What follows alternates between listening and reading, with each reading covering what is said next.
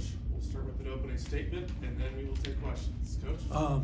Well, obviously, congratulations to Nebraska. Thought it was a really hard-fought game. Two teams giving everything they had, right? It was really physical. Both teams competing like crazy. Kids on both teams making great plays and fighting. It was a typical kind of Big Ten battle. And give them credit. They really hurt us early in the first half. I thought our defense wasn't where it needed to be, and when your defense isn't where it needs to be against this team, they're going to make you look bad. And so, for them to shoot 70% the first half, that was a big story of the game. Then they came out in the second half, and kind of the first 4 minutes, it was much of the same. And we just told our guys, we were I think down 11 or 12 at that point. I think 11. And it was a timeout. And I just said, hey, this is.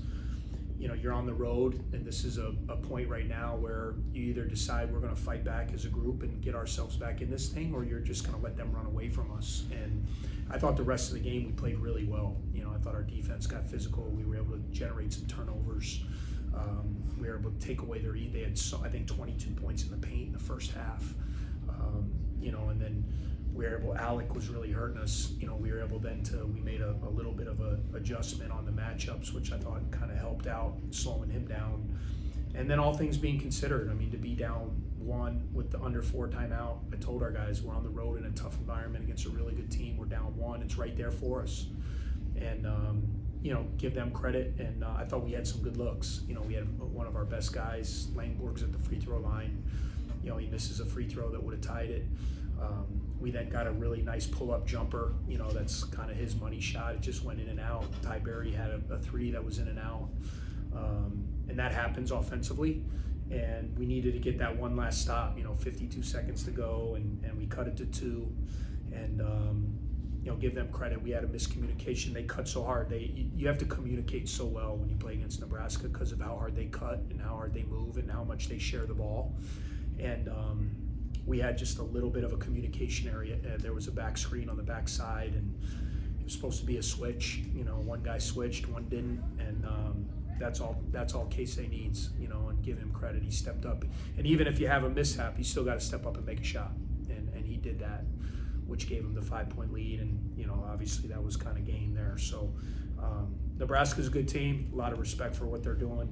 Just stings because it's really hard to win on the road in this league, right? So when you're right there with a couple minutes to go in a 1-possession game, you want to try to find a way to steal it, and we just weren't able to do that this afternoon. You kind of talked about it. I think when it was 65-64 Nebraska, you had like 2 or 3 shots where you had to feel like if one of those go down, maybe was the tipping point. Yeah, we just could never get the lead, right? We I thought Ryan got a great, he drove a closeout, got right to about 10 feet, had a great shot. Ty had a 3 at the top of the key that was in and out. I didn't see it. He thought he got hit, but you can't rely on a call at that point in the game, but it was in and out on a 3. And then, Casey steps up and makes one, so sometimes when 2 teams are battling like that and it's hard to score, sometimes a player has to just step up and make a shot. And today, Nebraska's guys did that, and give them credit for that. What was the plan coming in for how you were going to defend Casey? Well, you just have to try to keep the best you can. You got to try to keep your body on him. If you give him space, he's such a good cutter. You can't really go under any of those screens because with his range, he's going to step back. You got to try to chase him, try to make him be a 2. And he made a couple like those flying hook shots, right? I think the key with him, because of his cutting, can you take away his layups and then his 3s, right? And can you make him be a floater shooter or a pull-up jump shooter? And and we lost him a couple times. Obviously, the 2 3s he made, but I thought most of the shots he took today were kind of what we wanted. Those floaters, flying hook shots, and he made a couple of them, which you got to tip your cap to. Bowie and Barry were a combined 4 of 25. Was that just an off day for them, or was that more of a project with Nebraska? Yeah, I thought a little bit, probably both. It's always there's another team, so I don't want to diminish, but I thought those guys got some looks, and Boo's been so good. But I thought he got some, especially from the 3-point line.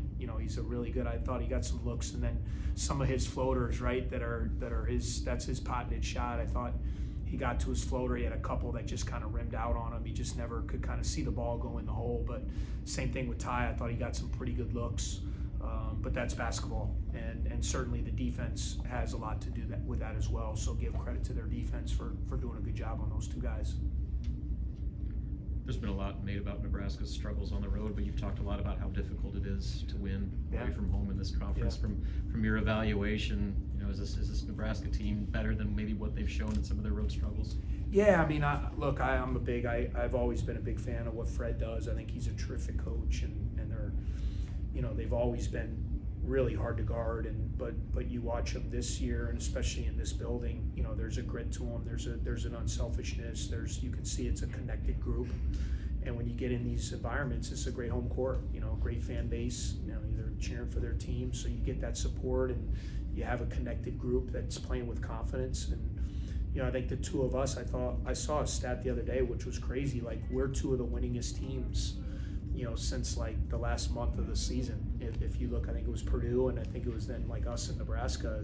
So you have two kind of teams that have maybe in past years been kind of in that bottom four, kind of trying to fight, and now have seen some success. So you see confidence. You know, you see some confidence. You see those guys that they've now won games where they believe they can do it, and they got a good group. You know, they got, you know, obviously we'll get a chance to play them again at our place, I think, later in the season. But I knew this was going to be a really good team. He's done the two guys they brought in, you know, Williams and Mast, have been great additions, just veteran guys who are winners and play really well and fit their system really good. So I have a lot of respect for this team. I knew it was going to be a really tough game, and that's why it's disappointing, because we were right there. You know, that's why it hurts. We didn't play our best, but then at the end you're down one and you got a chance, and you got to try to figure out a way, you know, to throw in a couple shots, get a couple stops, and maybe steal it, and we just weren't able to do it. Need more from coach? All right, thank you guys. Thank you. Thanks.